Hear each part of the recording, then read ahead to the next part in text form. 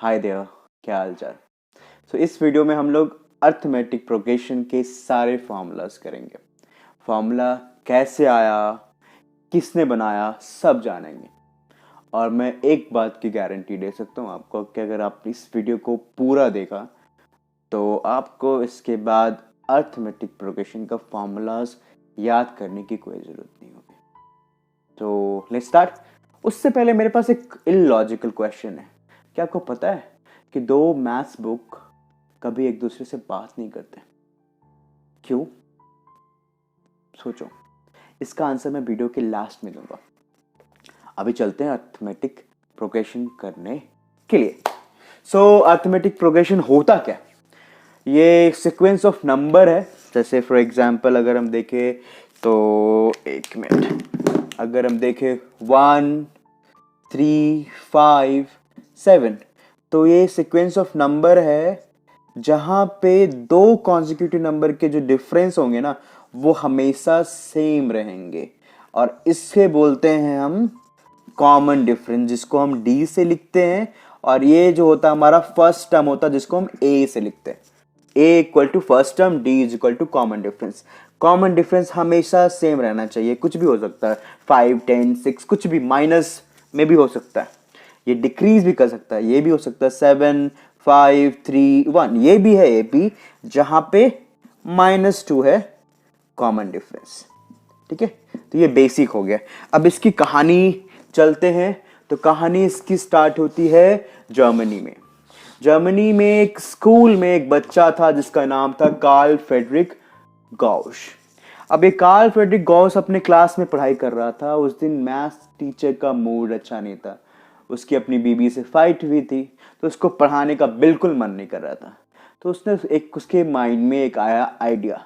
वो क्या क्या क्लास में आया, उसने बोला भाई कि जितने भी बच्चे हैं वो 1 से लेके 100 तक जितने भी इंटीजर्स है उसको ऐड करके आंसर बताओ। तो उसे लगा कि बच्चे को कम से कम 30 से 40 मिनट लग जाएंगे, क्लास ओवर हो जाएगा, मैं आराम से चल दूंगा। बट ये क्वेश्चन को मिस्टर गॉश ने सिर्फ 5 मिनट में करके दिखा दिया।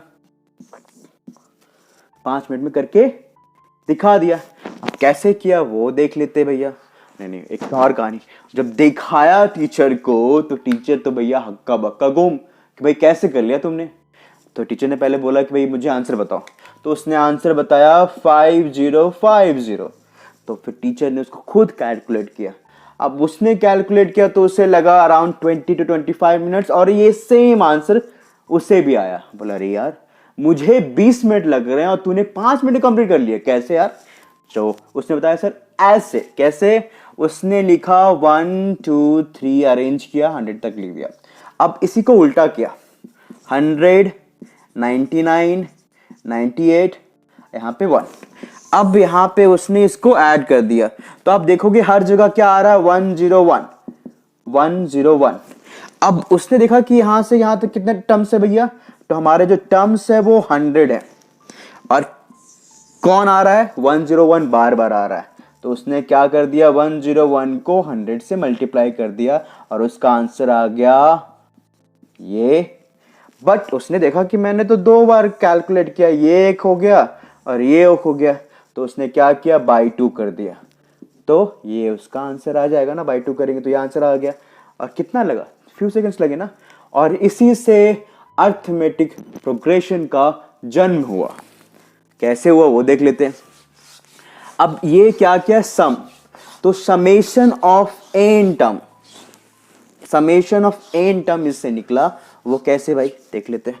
सम का फॉर्मूला हमारा होता, अगर आप बुक खोल के देखो तो n/2 a plus l, last term ये होता। अब ये कैसे आया देखो, उसने क्या किया था, फर्स्ट टर्म और लास्ट टर्म को ऐड किया और उसका आया था 101, है ना, फर्स्ट टर्म और लास्ट टर्म। ठीक है, अब उसके 101 आ गया और उसने उससे क्या मल्टीप्लाई किया था, number of term. Number of term कितने थे, 100, तो number of term 100 means n, और बाकी सारे को क्या कर दिया, 2 से डिवाइड, सो बाई 2। तो हमारा फॉर्मूला निकल गया n/2 a प्लस l, आ गया फॉर्मूला। तो ये हुआ फॉर्मूला का इन्वेंशन। अब इसी फॉर्मूला को हम क्या कर सकते भाई, अब जो लास्ट टर्म है वो क्या होगा, एन होगा।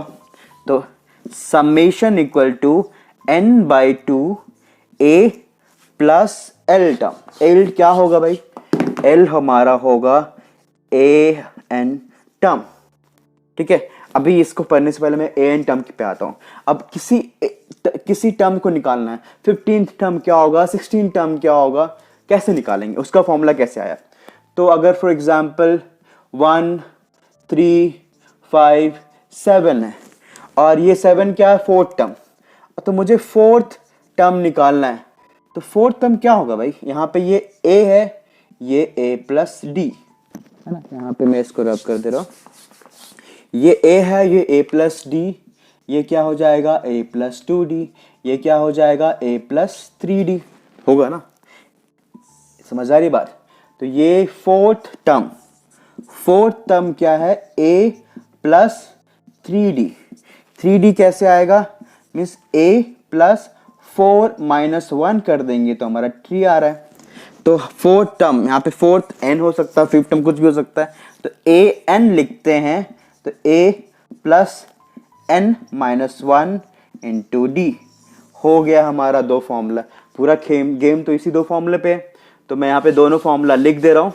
आई थिंक समझ में आ गया होगा, क्या याद करने की जरूरत है। अब दोनों फॉर्मूला मैं लिख रहा हूँ। फर्स्ट ए एन क्या है भैया हमारा, a plus n minus 1 into d. Sum क्या होगा, n by 2 a plus l. इसको और क्या लिख सकते हैं, a plus a n term, last term जो भी है ए एन टर्म। तो ए एन का फॉर्मूला क्या है हमारा, n by 2 a plus n minus 1 into d. इसको बड़ा कर दो भैया, दो ब्रैकेट है तो n बाई 2, ये क्या हो जाएगा 2a plus n minus 1 into d. हो गया हमारा फॉर्मूला खत्म। यही फॉर्मूला हमें याद रखना है। और एक दो फॉर्मूला हमें कुछ और है जो हमें याद रखने, जो हम माइंड में रख सकते हैं। वो एक है कि अगर मुझे क्वेश्चन में सम दिया हुआ है और हमें टर्म निकालना है, तो क्वेश्चन में हमें दिया हुआ है सम और हमें टर्म निकालना है, तो किसी भी टर्म का फॉर्मूला क्या होता है, एन टर्म है तो एस एन माइनस 1। अब ये कैसे आएगा भैया वो देख लेते हैं। सेम मैं ले रहा हूं 1 3 5। तो अगर ये तीनों का सम करेंगे तो हमारा कितना आएगा, 5 3 कितना आ गया, 9 आ गया ना।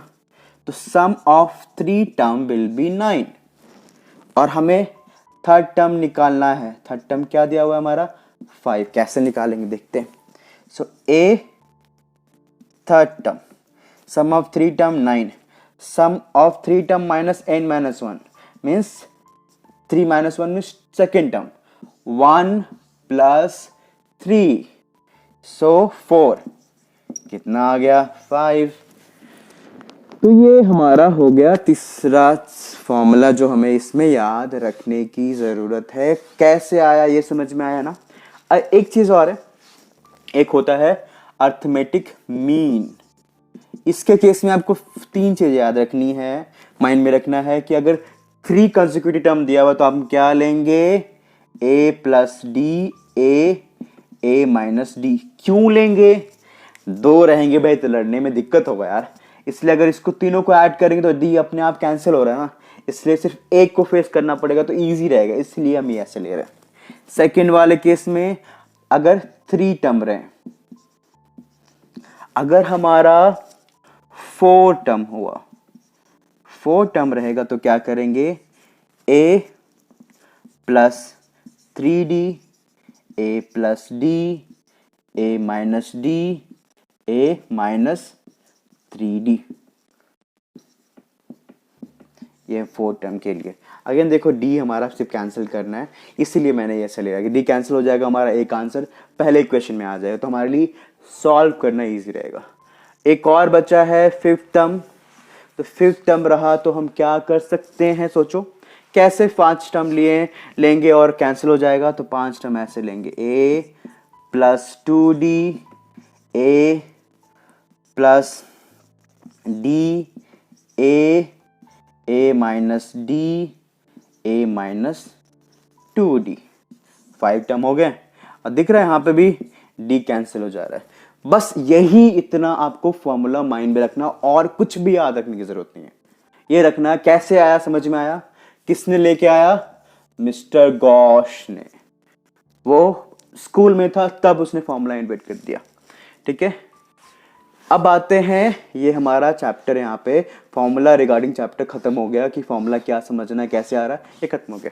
मैंने जो और उस क्वेश्चन का आंसर क्या होगा, क्यों एक मैथ्स बुक किसी और मैथ्स बुक से बात नहीं करता।